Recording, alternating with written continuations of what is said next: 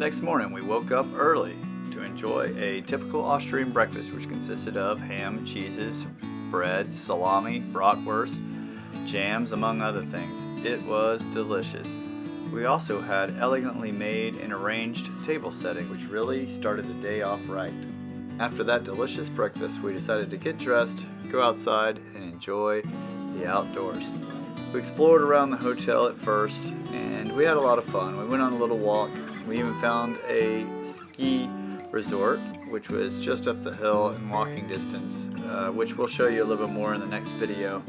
Otherwise, we kind of explored the local woods, but due to the weather, we ultimately decided that we should probably head down the hill and visit the local town of Schwarz. And we had a good time exploring the downtown there. We walked around and we found some antique stores, we found some good restaurants, and we had a pretty good time. They even had a mall, which was interesting trying to find parking, but we managed it and we had a good time. Thank goodness the weather cleared up a little bit and it allowed us to enjoy our time down there and get some ideas for some other places that we want to see. Here we are just in downtown Schwarz, I don't know, yeah, Austria. That means playground if you don't know. And you can see the beautiful Austrian Alps behind me there. Anyway, we're just walking back to the car. There's also a castle down here that we're hoping to see. There's also a lot of beautiful architecture, as you can see. There's a castle up there on the hill, as well as this awesome church that's right here. I'd like to really see this church here for a second. And we're near Pill, which is outside of Innsbruck. It's kind of a cloudy day, but it's also very nice out there, as well, even though it's cloudy. So we made our way to the church. I believe it's called the Spitalskirche. And it was like a lot of churches in the area. Is very ornate and decorative on the inside. It was very impressive. One thing I really liked about this was they had the Stations of the Cross there, or called the Way of Sorrows. And what this is, refers to a series of images that depict Jesus Christ on the day of his crucifixion and accompanying prayers. So the stations grew out of imitations of Via Dolorosa in Jerusalem, which is believed to be the actual path that Jesus walked to Mount Calvary. The object of the stations is to help the Christian faithful to make spiritual pilgrimage through contemplation of the Passion of Christ. It has become one of the most popular devotions and stations that can be found in Western Christian churches.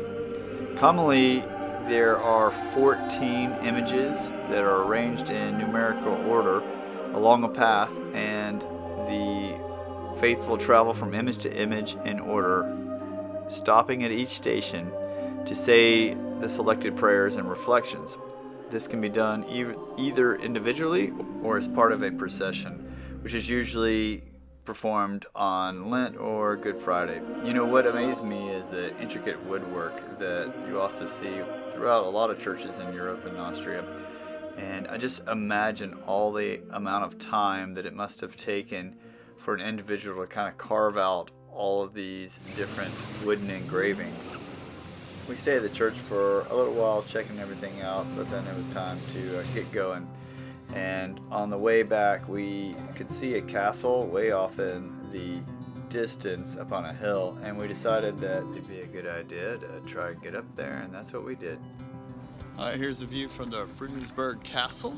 We just came up here, and we're on our way to the wedding. We have the dinner tonight, so we're gonna go, and I got my hat because it's a traditional dinner for traditional dress for the dinner tonight.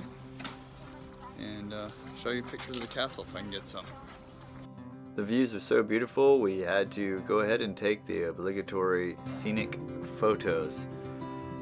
And we had a great time. We were all amazed by the stunning views, the beautiful mountains. The kids loved it. Even they got a time to look out and were amazed at the panoramic views. It's just so overwhelming to your eyes. It's like it's sensory overload just to be able to examine it. Again, there's another beautiful church that you can see off in the distance, and the kids were mesmerized as well.